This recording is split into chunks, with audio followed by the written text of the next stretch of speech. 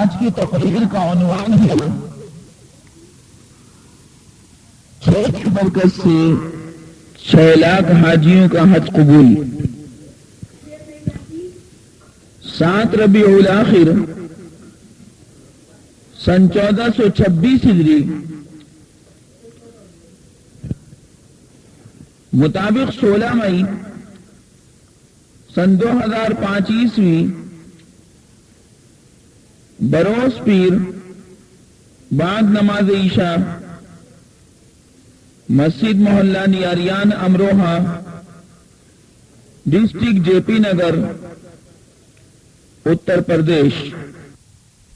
بسم اللہ الرحمن الرحیم الحمد للہ رب العالمین الرحمن الرحیم مالک یوم الدین والصلاة والسلام الأكملان الأتمان على رسولنا محمد بن عبد الله بن عبد المطلب وعلى آله وأصحابه الذين كانوا مجاهدين في سبيل الله تعالى حق الجهاد وعلى من تبعهم بإحسان إلى يوم الدين. أما بعد فأعوذ بالله السميع العليم من الشيطان الرجيم. بسم الله الرحمن الرحيم وشاهد ومشهود رب اشرح لي صدري ويسر لي أمري واحلل عقدة من لساني يفقهوا قولي علم الإنسان ما لم يعلم رب زدني علما. حضرات گرامی، آپ نے گزشتہ درس میں آخر میں یہ مضمون سماعت فرمایا تھا کہ جمعے کے دن اللہ سبحانہ و تعالی نے حضرت آدم علیہ السلام کو پیدا فرمایا. جمعے کے دن باری تعالی نے نسل انسانی کا آغاز فرمایا، کیونکہ سب سے پہلے انسان حضرت آدم علیہ السلام ہی ہیں، اور جمعے کے دن ہی اللہ تبارک و تعالی اس دنیا کا خاتمہ فرما دیں گے. جمعے کے دن ہی قیامت آئے گی، جمعے کے دن ہی تمام نظام کائنات کا درہم برہم ہو جائے گا. تو آغاز بھی شروعات بھی جمعے کے دن سے اور انتہا بھی اللہ تبارک و تعالی جمعے کے دن ہی فرمائیں گے. دوسری بات یہ سامنے آئی تھی کہ جمعے کی پہلی اذان ہونے کے بعد فوراً جمعے کی نماز کا اہتمام کرنا شروع کر دینا چاہیے. اس میں جمعے کی اذان اول کے اہتمام کے ساتھ ساتھ یہ بات بھی ملحوظ خاطر رہی، جیسے میں نے پہلے بھی عرض کیا تھا کہ تازہ غسل کرنے کے بعد آدمی سیدھا مسجد میں جائے. یہ نہیں کہ فجر کے بعد جمعے کے دن غسل کر لیا اور سمجھ لیا کہ جمعے کی نماز کا غسل ہم نے کر لیا، اس میں سنت کا ثواب نہیں ہے. اس میں بہت لوگوں کو غلط فہمی ہے. ہاں کوئی مجبوری ہو، آپ سفر میں جا رہے ہوں تو بات دوسری ہے کہ مسافر، ظاہر سی بات ہے، اول تو مسافر کے اوپر جمعہ ہی فرض نہیں ہے، عورت کے اوپر جمعہ فرض نہیں ہے.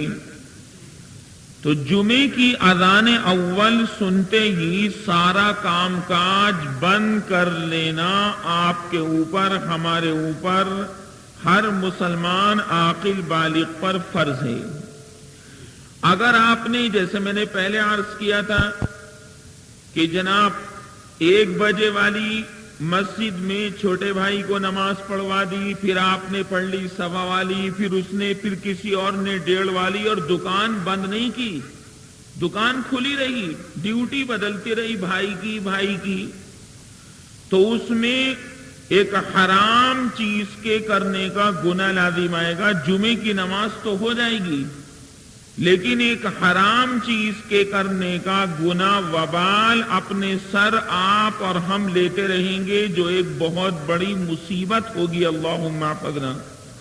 2 حکم ہیں، ایک تو جمعے کی نماز کی ادائیگی اور دوسرے کاروبار بند کرنا.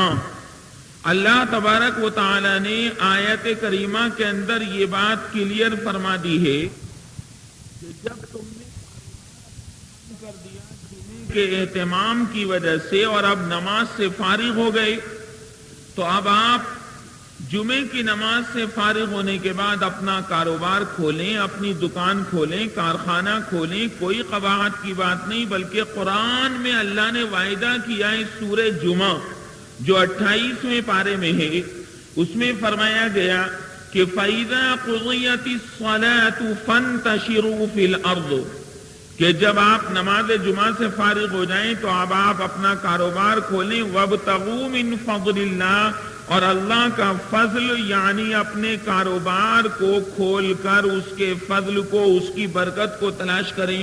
علماء نے تحریر فرمایا کہ جو آدمی جمعے کے دن اپنا کاروبار بند کر کے 2-2.5 گھنٹے کے لیے جمعے کے اہتمام میں لگ جاتا ہے تو وَابْتَغُوا مِنْ فَضْلِ اللَّهِ جو اللہ نے قرآن میں فرمایا اس کی برکت سے اللہ بہت دے گا، بہت دے گا، بہت دے گا۔ یہ 28ویں پارے میں مضمون موجود ہے۔ بہت ممکن ہے کہ آپ میں سے پچھلے پیر کو یہ پروگرام سننے کے بعد اپنا کاروبار بند کرنا شروع کر دیا ہو اور یہ سوچ کر بند کیا ہو کہ پروردگار تیرا حکم ہے اور روزی روٹی تیری طرف سے ہے اور کاروبار کا پھیلنا اور چلنا یہ بھی تیری طرف سے ہے اور گاہک کا آنا یہ بھی تیری طرف سے ہے۔ بہت ممکن ہے کہ روپے پیسے کے لالچ میں آنے کے بعد میں دکان کھولے رہوں، اپنے بھائی کو بٹھا دوں یا اپنے ابا کو بٹھا دوں اور ایک گاہک بھی جناب آئے نہ اور ایک مکھی بھی جناب وہاں پر نہ آئے، تو بہت ممکن ہے کہ ایسا ہو سکتا ہے۔ تو جب ہم آپ اس چیز پر عمل کریں گے تو انشاءاللہ برکتیں آئیں گی۔ اب جمعہ تو لوگ پڑھ رہے ہیں، جمعہ پڑھ رہے ہیں لیکن کاروبار بند نہیں کرتے۔ کاروبار بند نہ کرنے کا وبال الگ پڑے گا، کیونکہ جمعے کے اہتمام کو اللہ تبارک و تعالی غیر مسلموں کے سامنے، کائنات کے لوگوں کے سامنے ظاہر کرنا چاہتے ہیں کہ دیکھو ایمان والے اتنے یونائٹڈ اور اتنے متحد ہیں، اتنے متحد ہیں، ایک تسبیح کے اندر جیسے 100 دانے پرے ہوئے ہوتے ہیں، بالکل اسی طرح یہ ایمان والے مسلمان تسبیح کے دانوں کی طرح پرے ہوئے ہیں کہ سب 2-2.5 گھنٹے کے لیے سارا کاروبار چھوڑ کر اللہ کے سامنے سر بسجود ہیں اور حضور اکرم صلی اللہ علیہ وسلم کی ذات گرامی کے اوپر درود پڑھ رہے ہیں۔ یہاں ایک بات آپ کو بتاتا چلوں، بہت کام کی ہے، بہت سے لوگ اس کا سوال بھی کرتے ہیں کہ جمعے کے دن نبی کریم صلی اللہ علیہ وسلم کے اوپر درود شریف پڑھنے کا حکم کیوں ہے؟ اس کو سمجھ لو۔ شریعت میں کہیں یہ نہیں کہا گیا کہ جمعے کے دن خوب استغفار کرو، نہیں۔ جمعے کے دن خوب تیسرا کلمہ پڑھو، نہیں۔ جمعے کے دن خوب قرآن پڑھو، نہیں۔ جمعے کے دن ہاں اتنا ضرور ہے، حدیث پاک سے پیغمبر خدا صلی اللہ علیہ وسلم نے ارشاد فرمایا، ثابت ہے کہ جمعے کے دن آدمی کو سورہ کہف ضرور پڑھنی چاہیے، کیونکہ سورہ کہف پڑھنے کے بعد اگلا جمعہ جب آئے گا اور پھر آدمی سورہ کہف پڑھے گا تو اس جمعے سے لے کر دوسرے جمعے تک اس کے لیے نور ہی نور رہے گا، دل کے اندر نور ہی نور، کوئی پریشانی نہیں آئے گی۔ اللہ تعالیٰ کی طرف سے پریشانیاں ہیں اور پریشانیوں کو سولو کرنا، پریشانیوں کو نمٹانا یہ بھی اللہ کے بس میں ہے، یہ بھی اللہ کی قدرت کاملہ کی طرف سے ہے۔ تو جب آپ سورہ کہف پڑھ لیں گے جو 15ویں پارے میں ہے اور 16ویں پارے کے آغاز میں جا کر وہ ختم ہوتی ہے، تو پیغمبر خدا میرے سچے آقا حضرت آمنہ کے در یتیم جناب محمد الرسول اللہ صلی اللہ علیہ وسلم نے ارشاد فرمایا کہ اس جمعے سے لے کر دوسرے جمعے تک اس کے لیے رات میں بھی نور لکھا جائے گا اور دن کے اندر بھی نور لکھا جائے گا، اور جب آپ کے لیے نور ہی نور لکھا جائے گا رات اور دن میں، پورے ہفتے تو نوری فرشتے آپ سے محبت کریں گے، کیونکہ فرشتے مٹی سے پیدا نہیں ہیں بلکہ فرشتے نور سے پیدا ہیں، اور آپ کے اوپر ماشاءاللہ ایک ہفتے مسلسل دونوں جمعوں کے بیچ میں نورانی چادر اللہ کی طرف سے تانی جائے گی، تو اللہ کی رحمت کے فرشتے، نورانی فرشتے آپ سے پیار کریں گے، اور جب نورانی فرشتے پیار کریں گے تو نوری خدا ہمیں اور آپ کو نورانی فرشتوں کی دعا کی برکت سے نورانی جنت ضرور دے گا۔ یہ اللہ کی شان کریمی ہے۔ اس لیے آپ میں سے جو لوگ قرآن مجید پڑھنے والے ہیں وہ سورہ کہف جمعے کے دن ضرور پڑھا کریں، جمعے کی نماز سے پہلے نمٹا لیں، یا مسجد میں آ کر سورہ کہف ادا کر لیں، یا آپ کے اوپر ڈیپینڈ کرتا ہے، لیکن جمعے کی نماز سے پہلے اس کو نمٹا لیں۔ اس میں اللہ تبارک و تعالی نے بہت بڑا ثواب رکھا ہے۔ تو شریعت یہ نہیں کہتی کہ صاحب جمعے کے دن آپ استغفار کرو، جمعے کے دن یہ کرو اور وہ کرو، لیکن سنو غور سے، جمعے کے دن میرے سچے آقا صلی اللہ علیہ وسلم نے ارشاد فرمایا کہ جب جمعے کا دن آ جائے تو مجھ محمد الرسول اللہ کے اوپر کثرت کے ساتھ درود شریف پڑھو، زیادہ سے زیادہ درود شریف پڑھو۔ ایک صحابی ہیں رضی اللہ تعالی عنہ، حضرت ابی ابن کعب، وہ کہا کہ یا رسول اللہ، اگر میں جمعے کے دن آپ کے اوپر 1/4 دن درود شریف پڑھنے کے لیے مشغول کر لوں تو میرے لیے کیسا رہے گا؟ فرمایا اس سے زیادہ کر، 1/4 سے بھی زیادہ کر۔ کہا کہ یا رسول اللہ اگر آدھے دن آپ کے اوپر درود شریف پڑھتا رہوں، فرمایا بہت اچھی بات ہے لیکن اس سے زیادہ کر۔ سرکار فرما رہے ہیں اس سے زیادہ درود شریف پڑھ جمعے کے دن۔ عرض کیا کہ یا رسول اللہ میں آدھے دن سے زیادہ آپ کے اوپر درود شریف پڑھوں، فرمایا بہت اچھی بات ہے لیکن اس سے زیادہ کر، یہاں تک کہ سورج غروب ہو جائے، تیرا وظیفہ جمعے کے دن برابر مجھ رسول اللہ کے اوپر درود شریف پڑھنے کا رہنا چاہیے۔ چلتے پھرتے اٹھتے بیٹھتے صلی اللہ علیہ وسلم، صلی اللہ علیہ وسلم، صلی اللہ علیہ وسلم، یہ انسان کا وظیفہ رہنا چاہیے۔ اب آپ کو میں یہ نکتہ بتلاتا ہوں کہ جمعے کے دن نبی کریم صلی اللہ علیہ وسلم کے اوپر درود شریف پڑھنے کا اتنا تاکیدی حکم کیوں ہے؟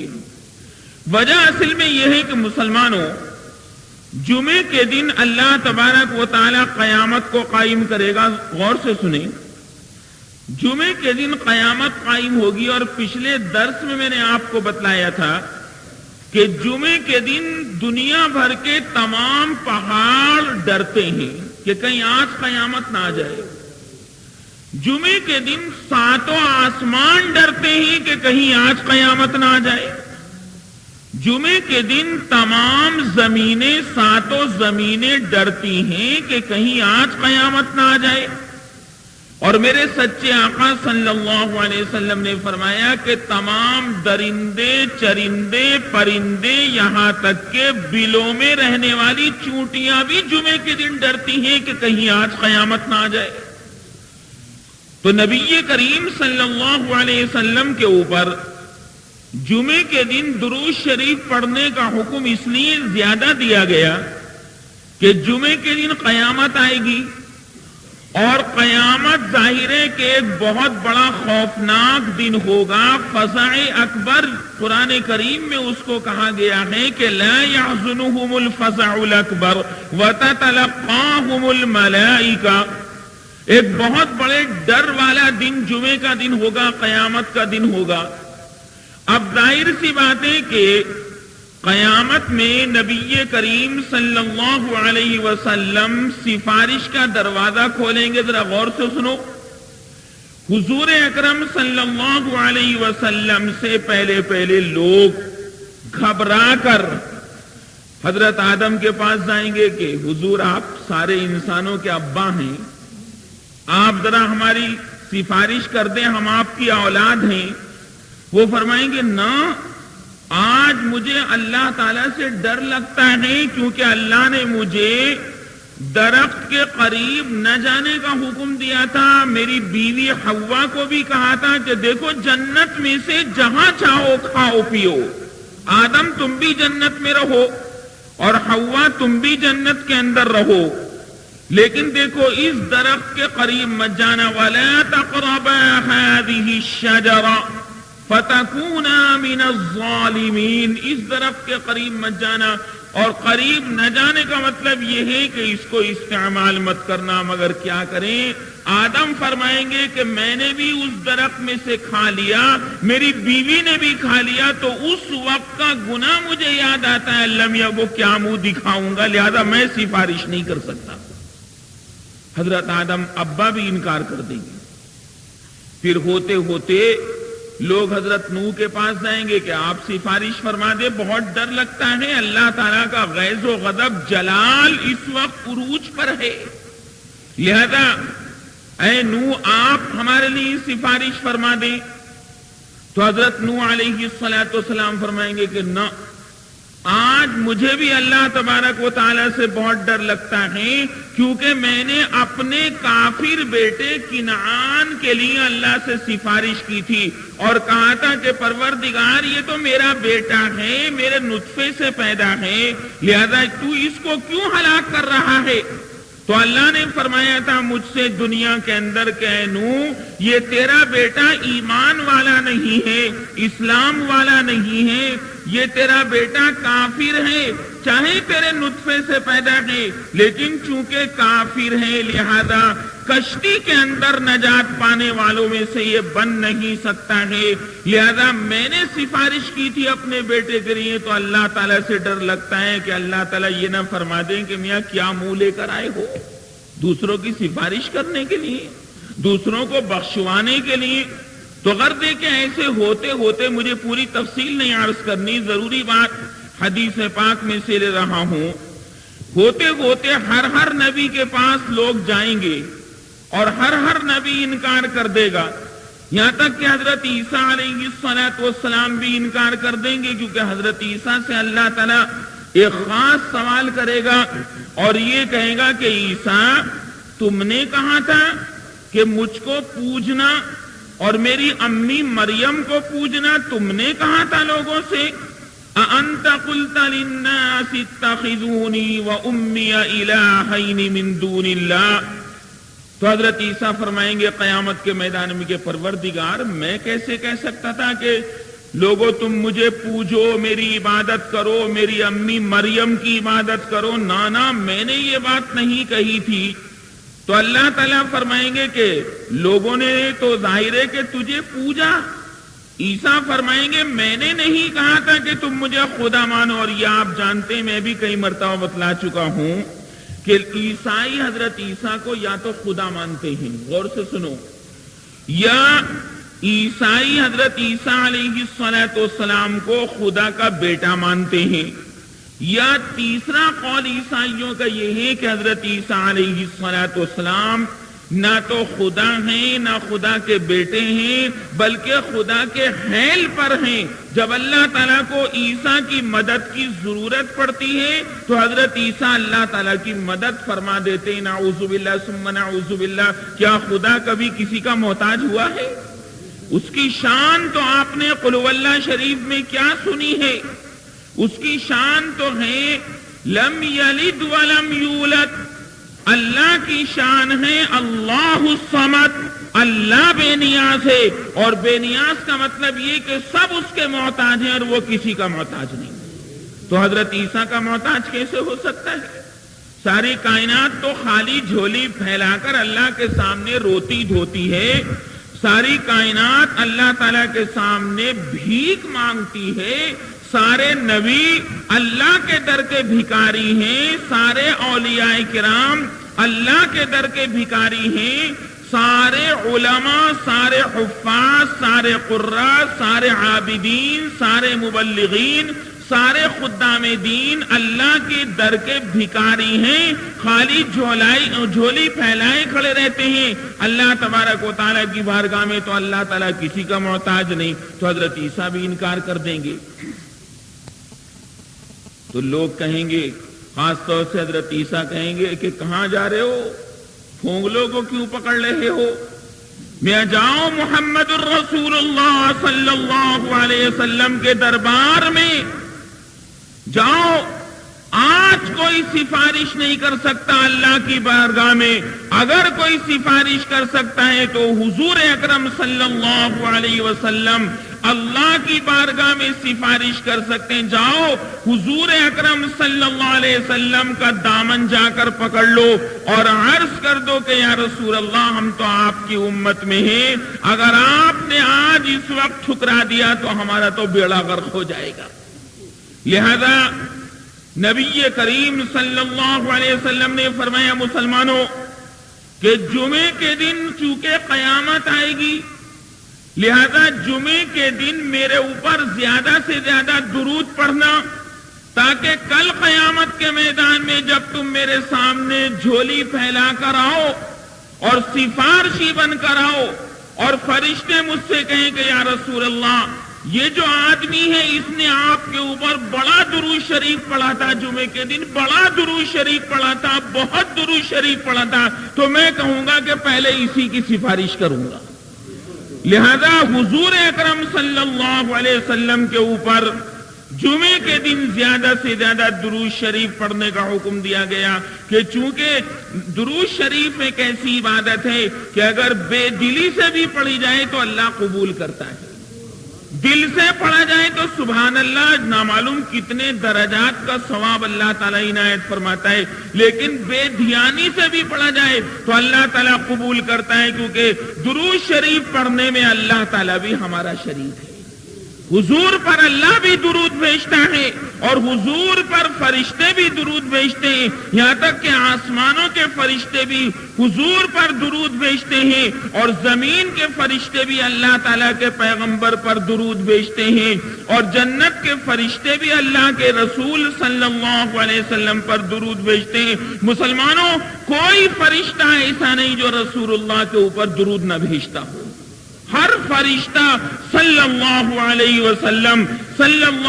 وسلم کی صدائیں لگاتا رہتا ہے۔ تبھی تو کہتا ہوں کہ جب نام نامی آئے تو زور سے کہا کرو صلی اللہ علیہ وسلم، اور دل کی گہرائیوں سے کہا کرو کہ ہمارے نبی ہمارے بہت بڑے محسن ہیں، اتنے بڑے محسن کہ اللہ نے احسان جتلایا کہ ویسے تو میری ساری نعمتیں دنیا کے اندر تمہارے اوپر اے لوگوں برس رہی ہیں، مگر ایک نعمت ایسی ہے کہ میں احسان جتلا رہا ہوں کہ اگر میں اس نعمت کو تمہیں عنایت نہ کرتا تو تمہارا بہت بڑا نقصان ہو جاتا، اور وہ نعمت ہے جناب محمد الرسول اللہ صلی اللہ علیہ وسلم کی ذات گرامی کی، کہ اگر نبی نہ آتے تو ہمیں قرآن سمجھ میں نہیں آ سکتا تھا، اگر نبی نہ آتے تو قرآن ہمیں پڑھنا نہیں آ سکتا تھا، کہ کیسے اعوذ باللہ پڑھیں اور کیسے بسم اللہ پڑھیں اور کیسے علم شریف پڑھیں، یہ سب سکھلایا ہے جناب محمد الرسول اللہ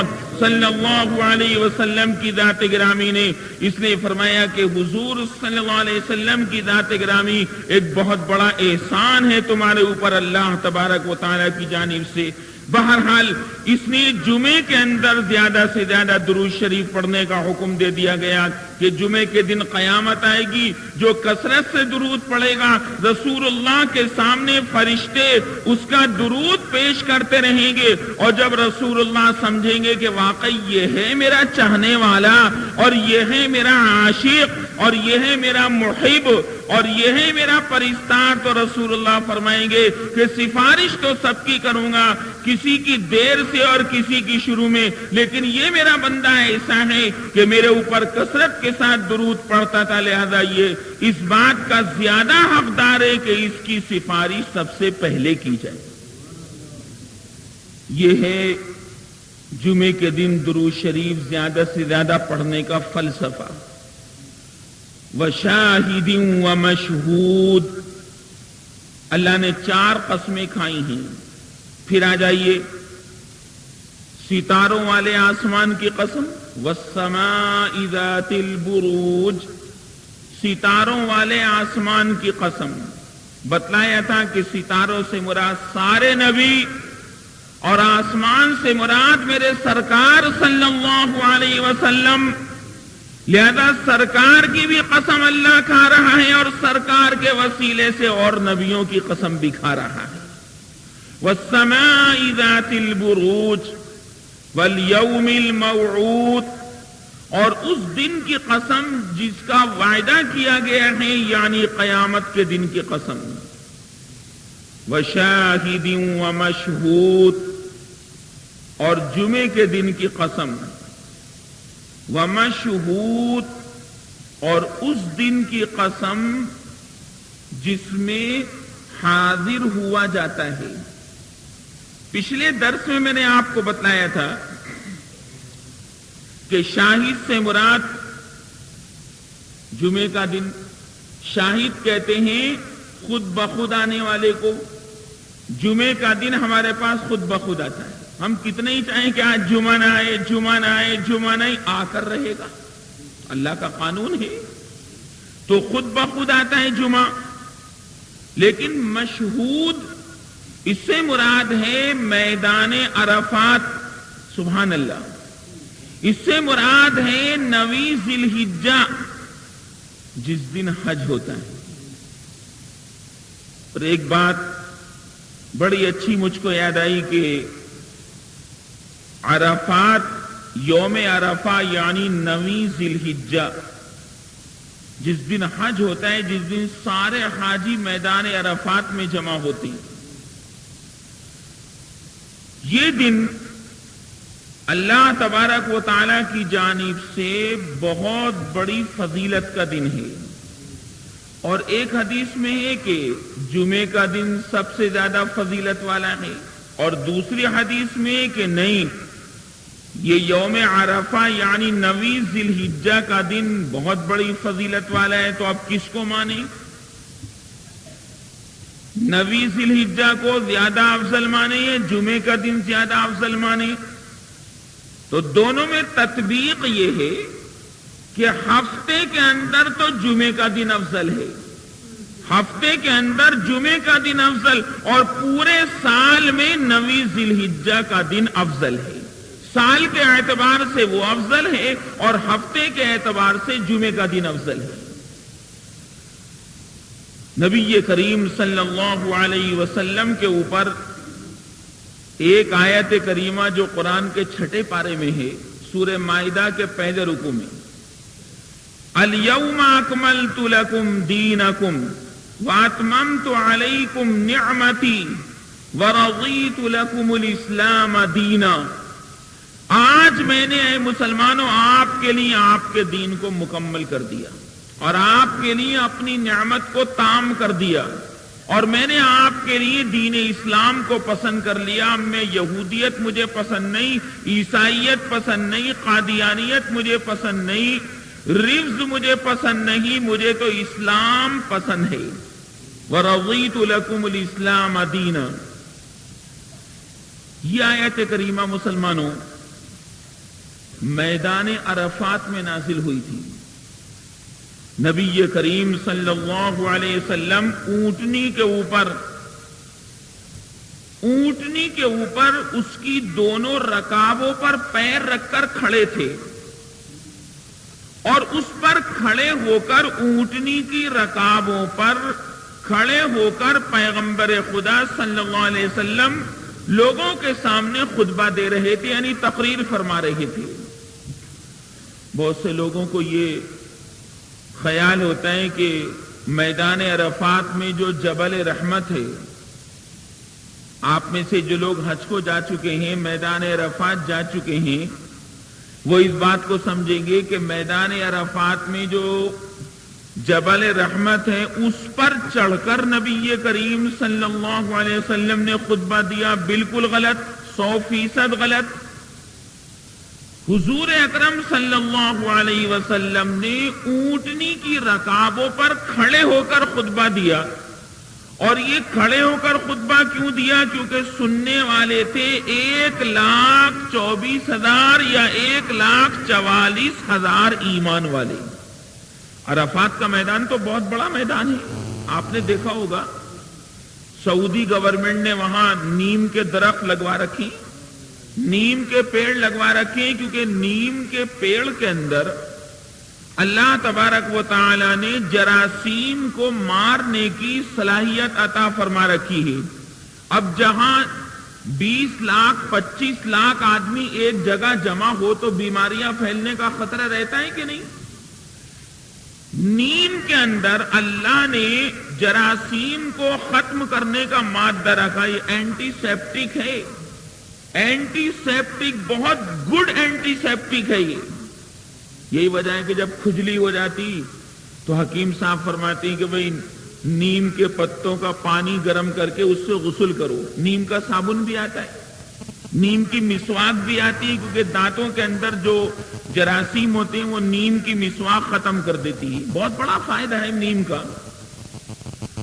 بہرحال تو سعودی گورنمنٹ نے وہاں نیم کے پیڑ اس لیے لگوائے کہ وہاں کوئی بیماری وغیرہ نہ پھیلے، کوئی آفت نہ آ جائے، کیونکہ اس کے اندر روکنے کی صلاحیت موجود ہے۔ پھر آج کل آپ جانتے ہیں کہ سعودی گورنمنٹ نے وہاں فوارے بھی لگوا رکھے پانی کے۔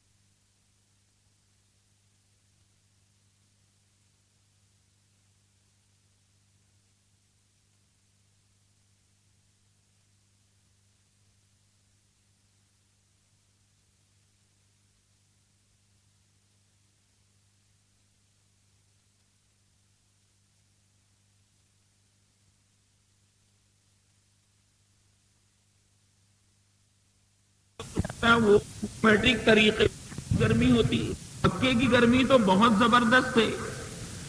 دنیا بھر میں سب سے زیادہ گرمی مکہ مکرمہ میں پڑتی ہے.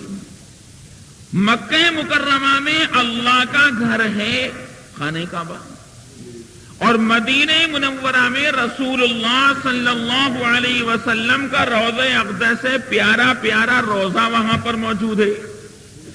مکہ مکرمہ کے اندر جلال ہے، مدینہ منورہ کے اندر جمال ہے. مکہ مکرمہ کے کسی آدمی سے اگر آپ کہیں گے کہ مجھے فلاں جگہ جانا ہے تو بتا تو دے گا، لیکن ذرا جھٹکے کے ساتھ بتائے گا کیونکہ غصہ مزاج میں ہے. اسی زمانے سے ہے یہ غصہ. نبی کریم صلی اللہ علیہ وسلم کو مکہ مکرمہ والوں نے ہی تو ستایا تھا اور مکہ مکرمہ والوں نے ہی مارا تھا. اگر نہ مارتے تو حضور اکرم صلی اللہ علیہ وسلم کیوں جاتے مدینہ منورہ ہجرت فرما کر؟ سختی ہے وہاں مزاج میں. اور مدینہ منورہ کے اندر کسی مدنی آدمی سے آپ پوچھیں کہ فلاں جگہ مجھے جانا ہے تو ہاتھ پکڑ کر خود پہنچا کر آئے گا. یہ میرے ساتھ ہو چکا. مکہ مکرمہ میں ہم نے پوچھا کہ بھئی ایئر انڈیا کا آفس کون سے روڈ پر ہے تو جواب تو دیا عربی کے اندر، لیکن ذرا سختی کے ساتھ. اور مجھے کتب خانے جانا تھا مدینہ منورہ میں، ایک بہت بڑی لائبریری ہے وہاں کتب خانہ دیکھنا تھا. تو آپ یقین فرمائیے کہ اس آدمی نے ہاتھ پکڑا اور سیدھا اس کتب خانے کے دروازے پر لے جا کر کھڑا کر دیا. یہ پیار آج بھی موجود ہے مدینہ منورہ میں. مدینے کی تو ٹھنڈی ٹھنڈی ہواؤں کو ہمارا سلام ہے، کیونکہ وہاں نبی کریم صلی اللہ علیہ وسلم آرام فرما ہیں. سبحان اللہ. چنانچہ مکہ مکرمہ میں گرمی اور بہت زیادہ گرمی، اور وہاں دنیا بھر کے لوگ حج کرنے جائیں گے، خانہ کعبہ کا طواف کرنے جائیں گے، صفا مروہ کی سعی کرنے جائیں گے، تو مخلوق تو بہت گھبرا جائے گی. امروہہ میں اتنی گرمی نہیں پڑتی جتنی گرمی مکہ مکرمہ کے اندر پڑتی. ساری دنیا میں سب سے زیادہ گرمی وہاں پر ہے. اللہ کے رسول صلی اللہ علیہ وسلم سوچا کرتے تھے کہ میرے امتی یہاں پر آئیں گے تو کیسے یہاں کی گرمی برداشت کریں گے.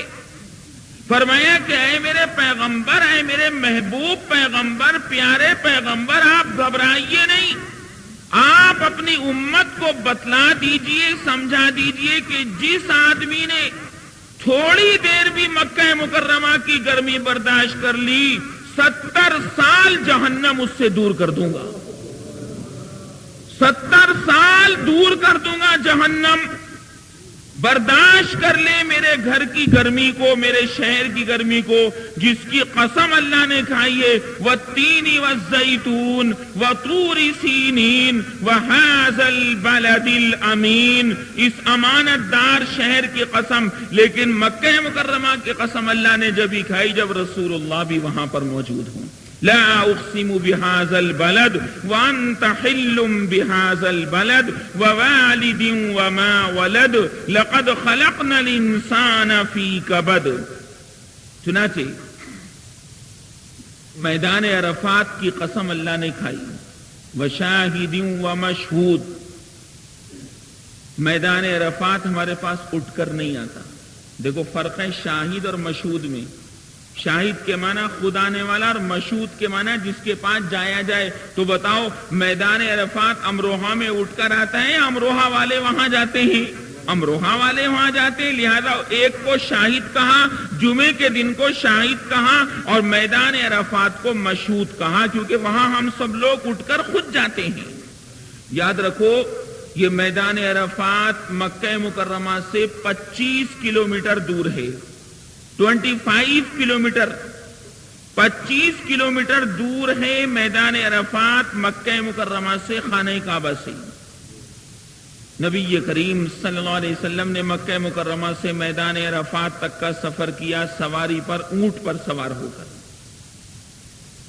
میں کیا عرض کر رہا تھا آپ حضرات کی خدمات میں کہ میدان عرفات کی اللہ تبارک و تعالی نے قسم کھائی. اور سنا رہا تھا اس بات کو کہ یہ آیت کریمہ الیوم اکملت لکم دینکم واتممت علیکم نعمتی ورضیت لکم الاسلام دینا، یہ آیت کریمہ میدان عرفات میں نازل ہوئی. رسول اللہ صلی اللہ علیہ وسلم وہاں خطبہ دے رہے ہیں، اونٹنی کی رکابوں پر سوار ہو کر. لاؤڈ اسپیکر تو تھا نہیں جیسے آج کل لاؤڈ اسپیکر ہے، دور تک آواز جاتی ہے. نبی کریم صلی اللہ علیہ وسلم نے سوچا اتنا بڑا مجمع صحابہ کا، 1,44,000 صحابہ یہاں پر موجود ہیں، تو دل میں خیال آیا کہ پروردگار تو نے مجھے یہاں خطبہ دینے کا حکم دیا، اتنا بڑا مجمع ہے، میری آواز کیسے پہنچے گی اتنے بڑے مجمع کے پاس؟ اللہ نے الہام فرمایا، اللہ نے دل میں بات ڈالی نبی کریم صلی اللہ علیہ وسلم کے، اور فرمایا کہ میرے حبیب بولنا تیرا کام ہے، آواز پہنچانا مجھ خدا کا کام ہے. تو بول، تو اپنا کام کر اور میں خدا اپنا کام کروں گا. چنانچہ حضور اکرم صلی اللہ علیہ وسلم کے بعد صحابہ فرماتے ہیں مسلمانوں قربان جائیے اس نبی کے اوپر، قربان جائیے اپنے پیغمبر کے اوپر کہ جس کی بدولت ساری کائنات کی رحمتیں ہمیں اور آپ کو ملی.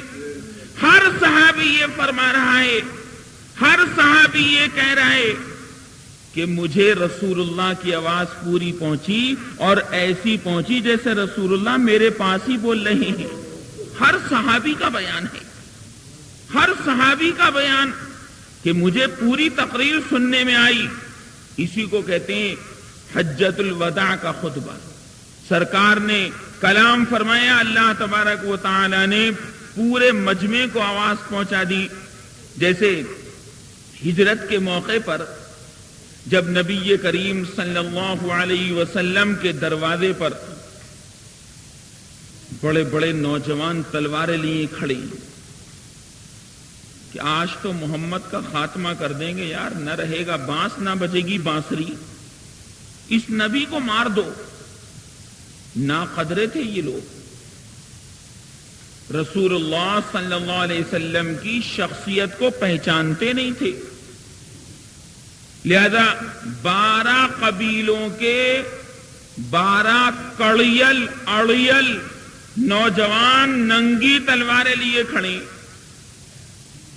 ننگی تلواریں، کہ جب محمد صلی اللہ علیہ وسلم اپنے مکان سے باہر نکلیں گے تو سب مل کر تابڑ توڑ رسول اللہ پر حملہ کر دیں گے، اور رسول اللہ کے اوپر جب ہم سب مل کر حملہ کریں گے تو ان کا خاندان 12 قبیلوں سے مقابلہ کرنے کی طاقت رکھتا نہیں ہے، لہذا رسول اللہ کو مار کر اسلام کی کشتی کو ڈبو دیں گے.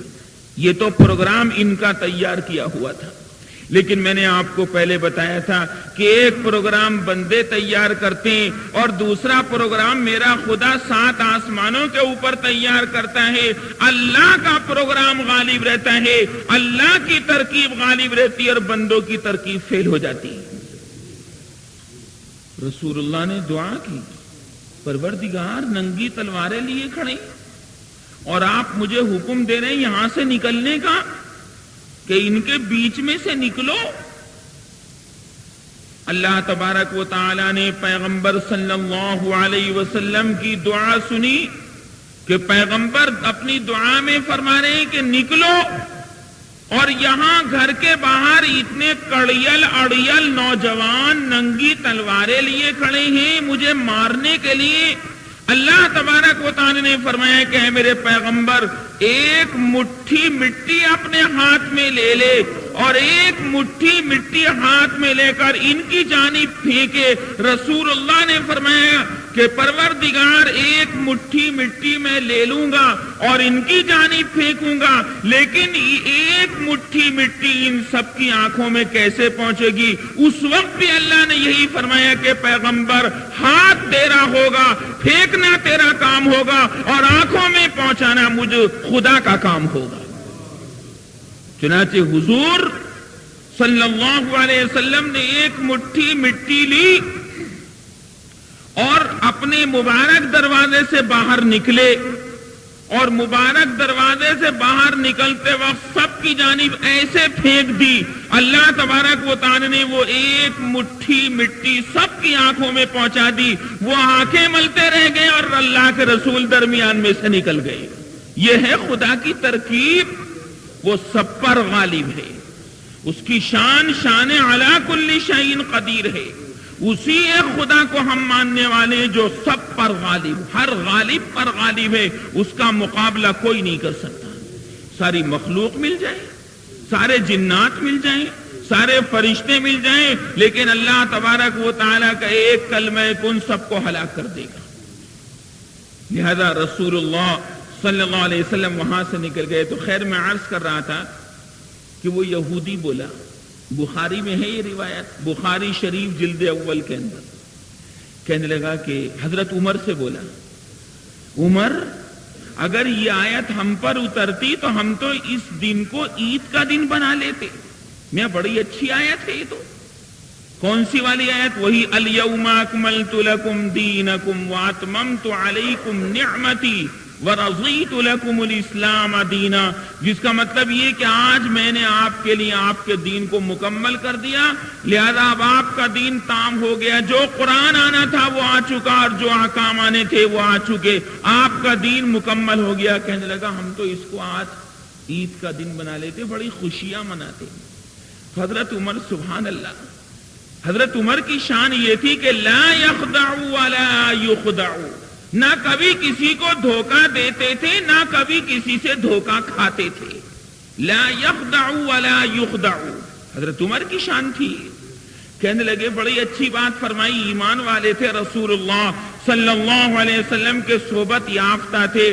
کہنے لگے کہ تم تو عید کا دن خود بناتے اور ہمارے اوپر یہ آیت کریمہ جو نازل ہوئی اس دن اللہ نے ہماری طرف سے نہیں اپنی طرف سے رسول اللہ صلی اللہ علیہ وسلم کے وسیلے سے دو عیدیں جمع کر دی تھی۔ ایک تو میدان عرفات کے اندر یہ آیت کریمہ نازل ہوئی اور ایک جمعے کا دن اس دن تھا، لہذا ایک عید جمعے کی ہے اور ایک عید میدان عرفات کی ہے۔ اللہ نے اپنی طرف سے یہ دونوں عیدیں جمع کر دی۔ ہماری عید تو اللہ نے پہلے سے ہی بنا رکھی ہے، ہم اپنی طرف سے کیا عید منائیں گے؟ تو وہ یہودی ہکا بکا رہ گیا۔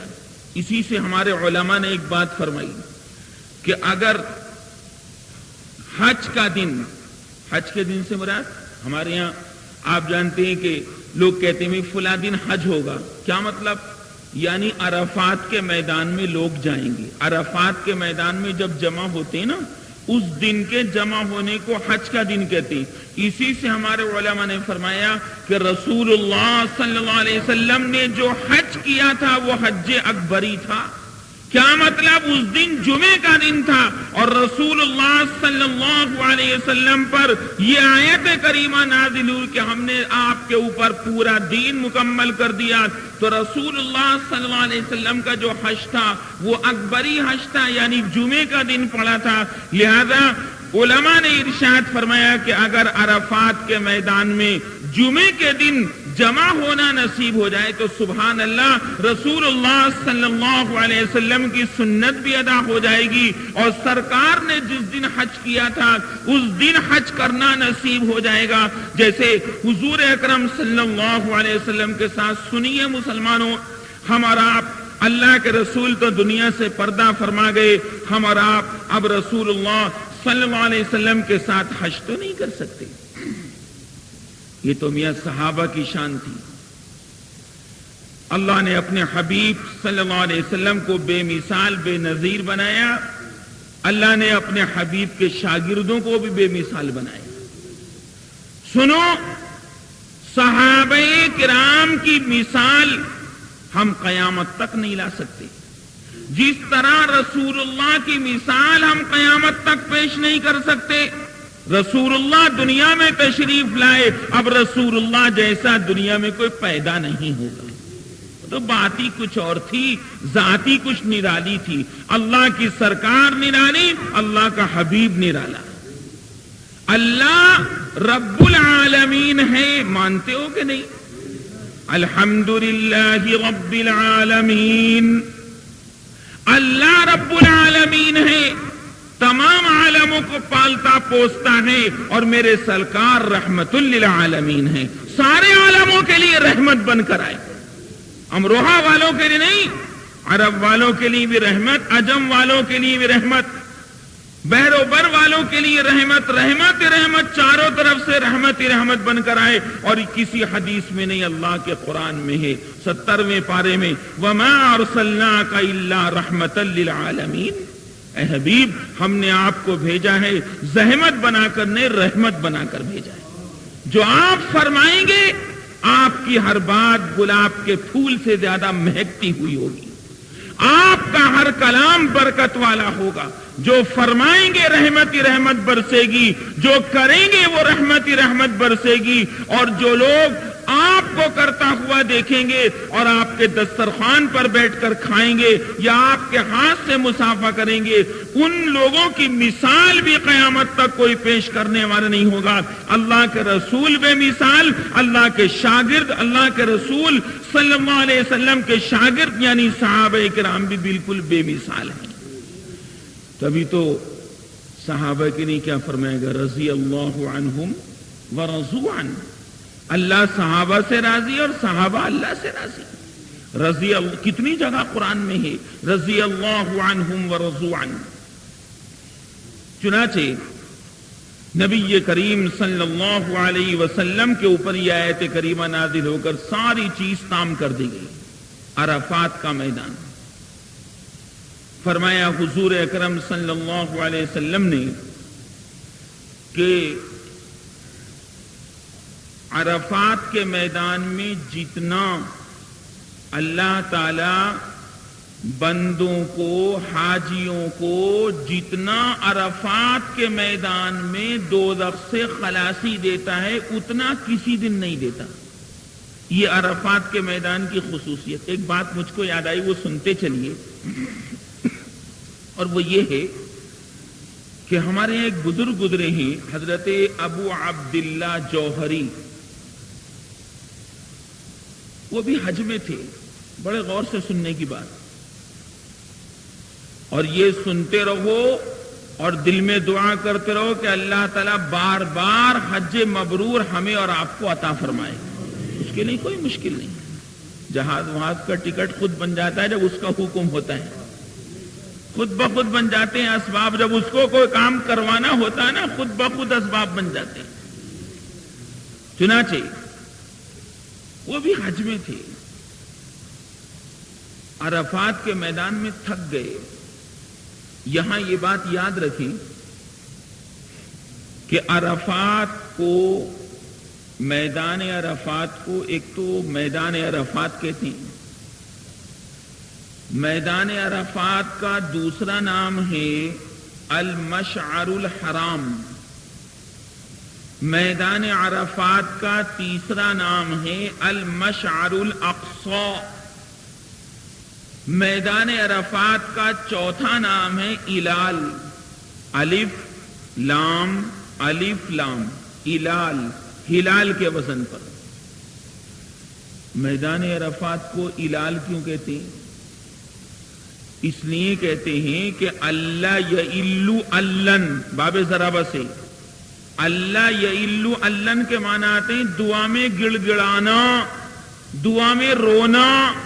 اور میدان عرفات میں حاجی کرتے کیا ہیں؟ میدان عرفات میں ظہر عصر دونوں نمازیں ملا کر پڑھتے ہیں، ظہر کی نماز کے وقت، یاد رکھو۔ اور اس کے بعد میدان عرفات میں شام تک کیا کرتے ہیں حاجی؟ اللہ تعالیٰ کی بارگاہ میں ہاتھ پھیلاتے ہیں، روتے ہیں، چلاتے ہیں، گڑ گڑاتے ہیں، اپنے اپنے گناہوں کو یاد کر کے آنسوؤں کا سمندر بہا دیتے ہیں۔ میدان عرفات کی عبادت یہ، اور افضل یہ کہ کھڑے ہو کر ننگے سر، ظاہر ہے کہ ننگے سر تو ہوتے ہی ہیں کیونکہ احرام بندھا ہوا ہوتا ہے، تو ظاہر ہے کہ احرام جب آپ کے بندھا ہوا ہے تو آپ کا سر تو ننگا ہے، سر تو ڈھانکا نہیں جا سکتا، لہذا افضل یہ کہ کھڑے ہو کر اللہ تبارک و تعالی سے دعا کرے۔ عرفات کے میدان میں جب یہ حاجی جمع ہوتی تو اللہ تبارک و تعالیٰ اپنے فرشتوں کے سامنے فخر کرتا ہے اور کہتا ہے کہ دیکھو نا کیسے ان کے بال بکھرے ہوئے ہیں لیکن میرے عشق میں مبتلا ہو کر یہاں پر جمع ہیں. دیکھو نا ان کے احرام میں پسینہ لگا ہوا ہے, بڑی گرمی کے اندر یہ تمبوؤں کے اندر موجود ہیں, اپنا گھر بار چھوڑ کر آئے ہیں. کیوں آئے ہیں؟ اللہ کو راضی کرنے. احرام باندھے ہوئے, بنا سلا ہوا کپڑا پہنے ہوئے ہیں. احرام تو سلا ہوا نہیں ہوتا, بغیر سلا ہوا ہوتا ہے, سب جانتے ہیں. فرشتوں سے کہتے ہیں کیا چاہتے ہیں میرے بندے؟ اللہ تعالیٰ فرشتوں سے پوچھتا ہے, حالانکہ اس کو پتا ہے کہ کیا چاہتے ہیں, وہ تو دل کا حال جانتا ہے, مگر پھر بھی پوچھتا ہے تاکہ فرشتوں کے سامنے اپنے بندوں کی بڑائی ظاہر کر دے کہ تم بڑے نہیں, یہ رہے میرے انسان بڑے ہیں. اور کیوں بڑے ہیں؟ کیونکہ رسول اللہ انسان ہے صلی اللہ علیہ وسلم. فرشتے کہتے ہیں کہ پروردگار, کوئی معافی چاہتا ہے, کوئی کاروبار کھلوانا چاہتا ہے, اور سب کی ایک ہی صدا ہے کہ تو راضی ہو جائے, تو راضی ہو جائے, تو راضی ہو جائے. اور ایک یہ کہ سب یہ چاہتے ہیں کہ تو ان کو معاف کر دے, معاف کر دے, ان کی مغفرت کر دے. تو اللہ تعالیٰ فرشتوں سے فرماتا ہے کہ اچھا یہ چاہت ہے ان میرے بندوں کی, تو میرے فرشتوں گواہ رہو, میں نے سب کو معاف کر دیا, میں نے سب کی مغفرت کر دی. تو دھلے دھلائے اپنے گھروں کو جائیں گے, نکھرے نکھرائے اپنے گھروں کو جائیں گے. لہذا فرشتوں کو اللہ تعالیٰ گواہ بنا کر معاف کر دیتا ہے. تو فرشتے ایک بات بڑی عجیب و غریب کہتے ہیں, پروردگار اتنے بڑے مجمع کے اندر کچھ ایسے بھی ہیں جو بہت بڑے پاپی ہیں, بڑے بڑے گنہگار ہیں اس مجمع کے اندر. فرشتے کہہ رہے ہیں اللہ سے, اور یہ کون بیان کر رہا ہے؟ نبی کریم صلی اللہ علیہ وسلم اس کو بیان فرما رہے ہیں. پروردگار اس میں زناکار بھی ہیں, پوری زندگی زنا میں گزری. پروردگار اس مجمع کے اندر شرابی کبابی بھی ہیں. اللہ تبارک و تعالیٰ فرشتوں سے فرماتا ہے کہ آج تو میری رحمت کا غلبہ ہے, نہ میں زناکاروں کو دیکھ رہا ہوں اور نہ چوروں چکوروں کو دیکھ رہا ہوں. آج تو میری دریائے کرم کا معاملہ بہت وسیع, بہت وسیع, بہت موٹی دھار نکل رہی ہے. اس میں نے زانیوں کو بھی معاف کر دیا, اور چوروں کو بھی معاف کر دیا, اور ڈکیتوں کو بھی معاف کر دیا, کیونکہ میری رحمت میرے غضب پر غالب ہے, میری رحمت میرے غصے پر غالب ہے. اگر میں ان لوگوں کو معاف نہ کروں گا تو کل میرا حبیب قیامت کے میدان میں کہے گا کہ پروردگار میری لاش تو رکھ لیتا کہ میری امت کے لوگ تھے. لہذا اللہ تعالیٰ فرمائے گا کہ میں نے اپنے حبیب کے صدقے میں ان سب کو معاف کر دیا. وہاں بھی رسول اللہ کا نور جلوہ گر ہے, اور وہاں بھی نبی کریم صلی اللہ علیہ وسلم کا معاملہ آگے ہے کہ رسول اللہ کی لاج رکھتے ہوئے اللہ کے رسول کی امت کو اللہ معاف کر رہا ہے. کہ کہیں میرا حبیب یہ نہ کہتے کہ پروردگار میرا بڑا دل دکھی ہے کہ تو نے میری امتیوں کو معاف نہ کیا. میں تو جب پیدا ہوا تب اپنی امت کی مجھے فکر تھی, اور جب دنیا سے گیا تب مجھے اپنی امت کی فکر تھی. اللہ تبارک و تعالی نے اس کی لاج رکھتے ہوئے سبھی کو معاف فرما دیا. تو خیر صاحب, حضرت ابو عبداللہ جوہری حج میں شریک تھے, تھکے ہوئے تھے, نیند آ گئی. اب حاجی وہاں پر دعا میں لگے ہوئے, کوئی رو رہا ہے, کوئی کچھ کر رہا ہے. صاحب عجیب و غریب منظر ہوتا ہے, اللہ تعالیٰ سب کو نصیب فرمائے. بہت عجیب و غریب منظر ہوتا ہے. جس نے عرفات کے میدان میں مانگ لیا, جو مانگ لیا اللہ ضرور دیتا ہے. چنانچہ ان کی آنکھ لگ گئی. خواب میں دیکھتے ہیں کہ دو فرشتے آسمان سے اترے, خواب میں دیکھ رہے ہیں. ایک فرشتہ ان کے دانی جانب کھڑا ہو گیا, دوسرا فرشتہ ان کے بائیں جانب. تو ایک فرشتے نے, پہلے والے فرشتے نے دوسرے سے پوچھا